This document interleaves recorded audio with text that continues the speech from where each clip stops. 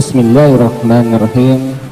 Assalamualaikum warahmatullahi wabarakatuh. Alhamdulillahillazi an'amana bi ni'matin iman wal islam wa akramal muttaqina bi jannatin wa huri'in. Wassalatu wassalamu ala rasulillahi nabiyina Muhammadin wa ala alihi wa ashabihi wa man tabi'ahum bil ihsani ila yaumil qiyamah. Amma ba'du.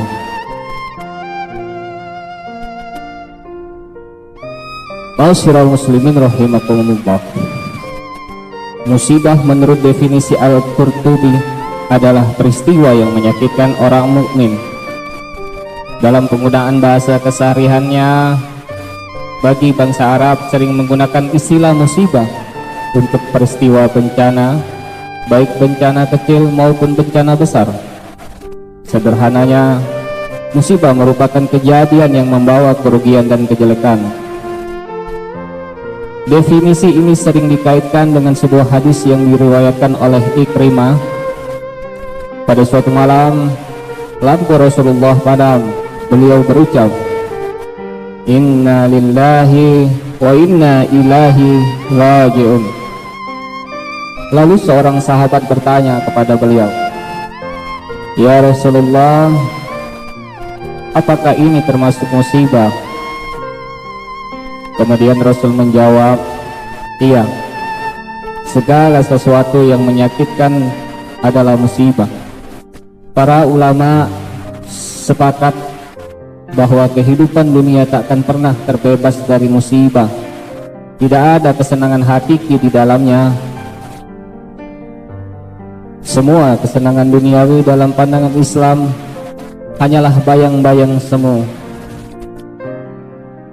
Ma'asyiral muslimin rahimakumullah. Sudah menjadi keyakinan dalam kehidupan kita bersama bahwa segala yang ada permulaannya tentu akan ada penghabisannya. Tiap-tiap yang ada awal pasti akan ada akhir. Tiap-tiap yang bernyawa pasti akan mati. Kullun nafsin za'iqatul maut. Setiap yang bernyawa akan merasakan mati. Tidak ada keabadian di dalam dunia ini.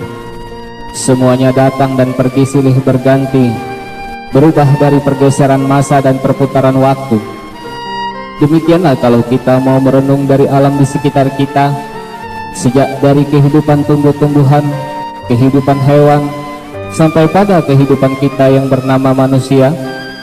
Lihatlah dari kita manusia misalnya, dimulai kita terlahir dari alam kandungan ibu, keluar dari alam kandungan ibu kita menjadi bayi yang merah tak berdaya, pun kemudian berangsur meningkat menjadi anak-anak. Dari kehidupan kita anak-anak, berubahlah kita ke kehidupan remaja dengan segala keceriaan dan kelincahannya.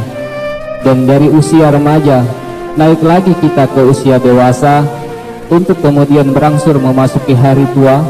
Lalu setelah hari tua, sehari, seminggu, sebulan, setahun, sampailah kita pada batas waktu yang telah ditentukan oleh Allah, yang dinamakan ajal, dan bertemulah kita dengan yang disebut maut.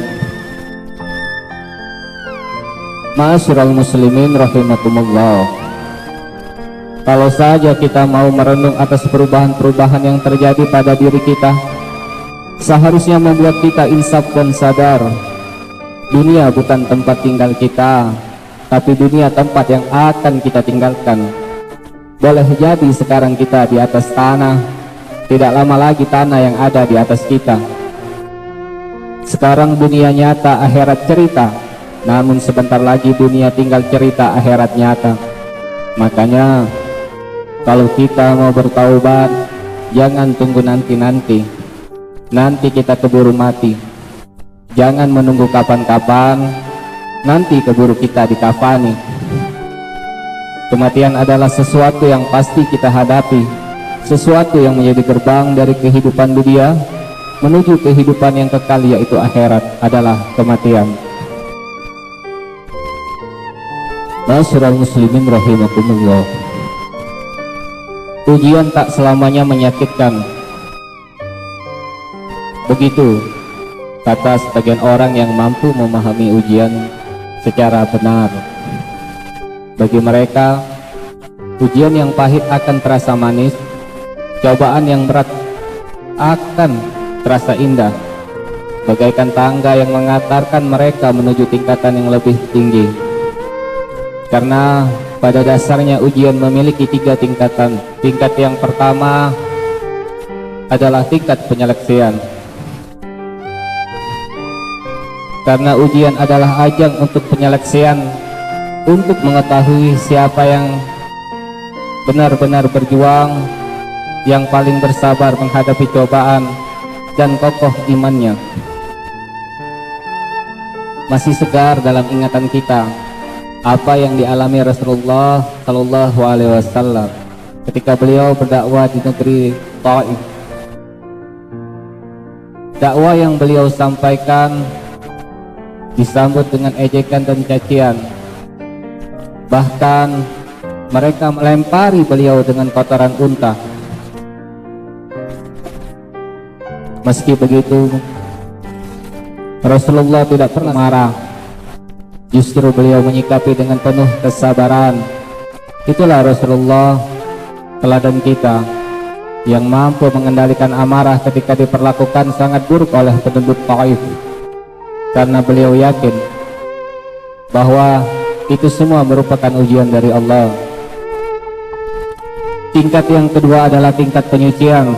Rasulullah Shallallahu Alaihi Wasallam bersabda, tidaklah seorang muslim tertimpa rasa letih, penyakit, rasa gundah, sedih, rasa sakit, kegagalan, sampai duri mengenai dirinya, melainkan dengan itu Allah menghapus dosa-dosanya. Hadis riwayat Bukhari. Lalu tingkatan yang ketiga adalah tingkat pendekatan, penghormatan, dan peninggian derajat.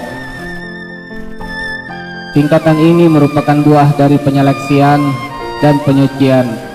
Maka dari itu, berbahagialah kita karena Allah mencintai kita. Jika Allah telah mencintai kita, maka akan diikuti oleh Jibril, kemudian kecintaan para malaikat, kemudian seluruh isi bumi akan menerima kita.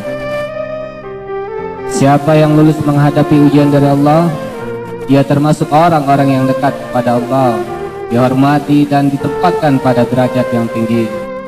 Maka tidak aneh jika pada hari kiamat kelak orang-orang yang saat di dunia tidak diberi ujian merasa iri terhadap mereka yang lalu diberi ujian dan cobaan.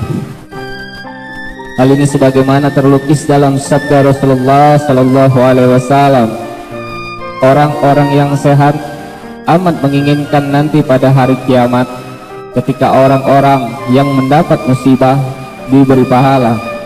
Seandainya kulit mereka dipukul ketika dunia dengan pemukul sehingga terkelupas. Hadis riwayat Tirmizi.